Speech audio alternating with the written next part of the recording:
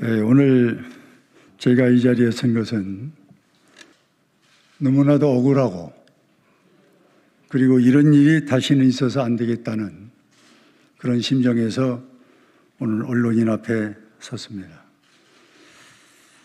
지난 12일 KBS 9시 메인 뉴스 사건 보도에 대해서 기자회견문을 낭독하겠습니다.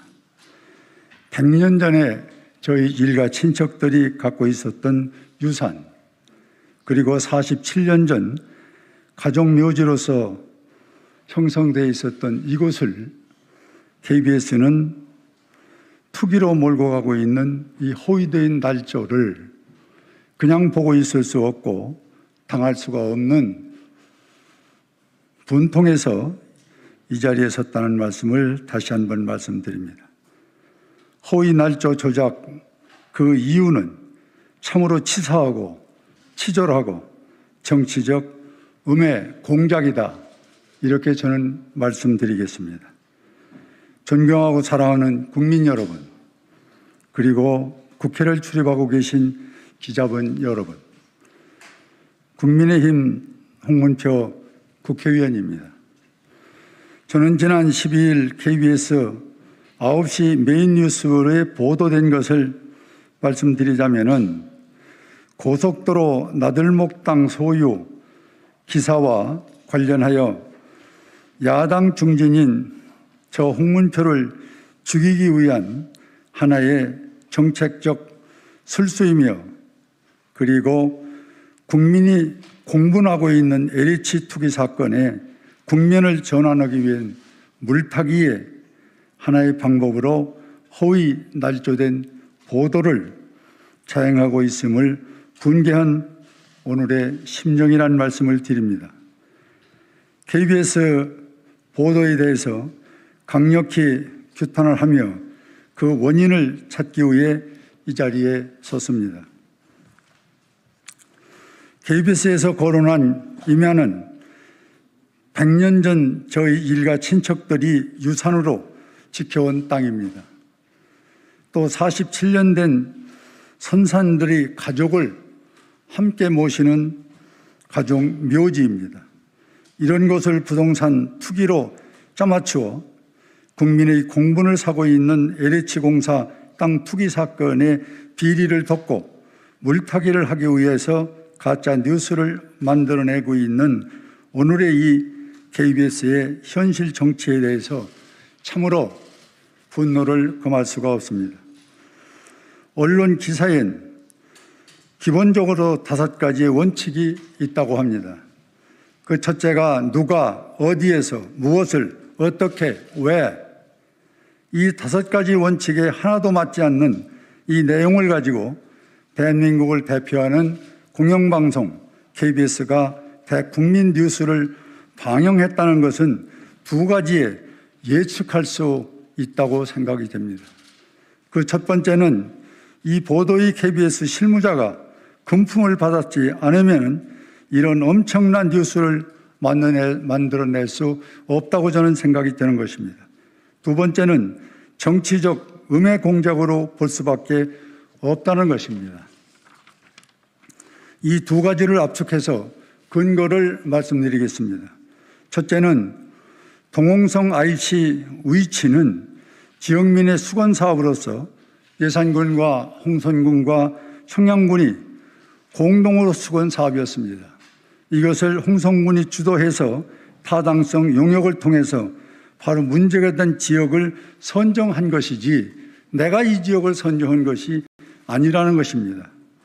두 번째는 100년 전 집안 친척들이 대대로 지켜온 이 유산이, 그리고 47년 전 선산 가족 묘지를 땅 투기적으로 보도했다는 것은 우리가 대대로 이어온 저희 일가 친척들을 투기꾼으로 몰아간 데 대해서 KBS의 방송에 대해서 환멸을 느끼고 있습니다. 셋째는 동홍성 IC 설계 계획에 대해서 국토부는 경제성과 타당성이 확보되지 못해서 추진할 계획이 없다, 이렇게 분명히 입장 표명을 했음에도 이 방송을 계속 KBS 메인 뉴스에 했다는 것은 이미 계획된, 조작된 보도로 볼 수밖에 없다는 것입니다. 네 번째는 위성 항공을 통해서 그 거리를 측정했다고 하는데 우리 대한민국 국민과 세계 어느 나라에도 항공으로 측정해서 거리를 측정하는 직선거를 하는 나라는 없습니다.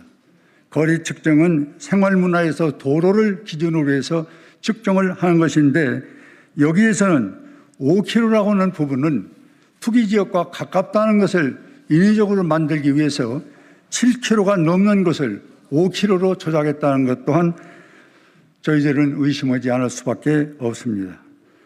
다섯 번째는 이 오래된 이 엄청난 기사를 또 방송을 만들면서 왜 저와 한 번의 통화를 하지 않았는가? 저는 상상할 수가 없습니다. 자꾸 큰일에 대해서는 원인 제공자나 거기에 피해를 가질 사람들을 가상해서 서로 질문을 하고 서로가 의견을 나누는 거고 그리고 보도가 나가는 것이 상식인데 이 오래된 계획, 이런 어떤 엄청난 문제를 기획하면서 사실이라면은 왜 저와 한 번도 통화를 하지 않았을까? 이 부분에 대해서는 말할 수 없는 의문을 통하는 것입니다. 이같이 KBS 보도의 형태는 권력형 성추행 범죄로 그리고 재보선 문제 또 예치 문제를 덮기 위해서 위기를 모면하기 위해서 국민의 공분을 가라앉히기 위해서 제가 제물이 되는 대상으로 선정이 됐다는 것이 참으로 서글프지 않을 수 없다는 말씀을 드립니다. 또한 각종 TV방송 언론에서 현 정부를 신랄하게 비판하면서 국민의당 당 대표로서 유력 주자로서 거론되고 있는 저에 대해서 이렇게 탄압을 하고 있는 것은 저는 옳지 못하다 이렇게 지적을 합니다. 이 권력의 배후를 저는 찾아내기 위해서 오늘 정론관에서 이런 말씀의 하소를 여러분들에게 드리고 있다는 말씀 드립니다. 이렇게 더럽고 치졸한 허위 날조 정치 공작을 자행한 KBS와 제보자가 있다면 저는 당연히 오늘 이 시간 국민 앞에 밝혀야 될 것입니다. 만약 밝히지 않는다면 법적 조치와 언론중재위원회를 통해서 훼손된 명예와 그리고 반드시 잘못된 것을 바로잡는 그런 용기를 가지고 이 배후를 철저히 법적 투쟁을 하면서 권리 옹호를 위해서 노력하겠다는 말씀을 드립니다. 언론인 여러분들에게 이런 저의 간곡한 현실의 상황을 말씀드리는 이유를 이미 말씀을 드렸습니다마는 참으로 형용할 수 없는 개인적인 비통한 마음을 갖습니다. 우리 선조나 조상과 고향에 좋은 일을 못할 망정 대대로 살아온 100년이 넘는 그 마을에 우리 친지들이 전부가 투기꾼이 돼서 이 불명예를 안고 있는 이 가슴 아픈 현실을 이 왜곡된 보도 한 번에 이렇게 몇천 년, 몇백 년의 가문의 전통이 불명예스럽다는 것은 참으로 부끄럽고 뭐라고 표현할 수 없는 애통한 심정이라는 말씀을 드립니다. 여러분 경청해 주셔서 감사합니다.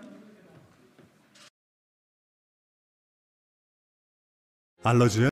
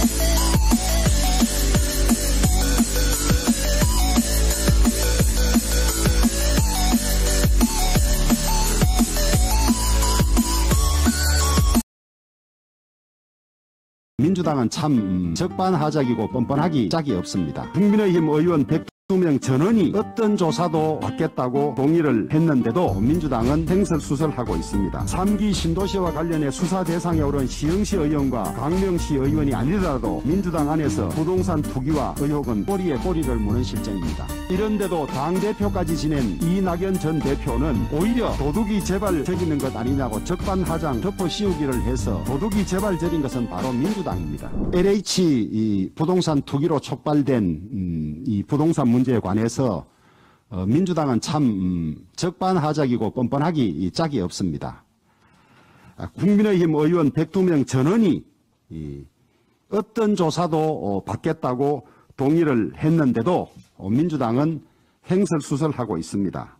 못 알아들으셨으면 다시 한번 알려드리겠습니다. 전수조사 173명 민주당 전원 동의서를 받아서 무슨 조사라도 받겠다고 제출해 주십시오.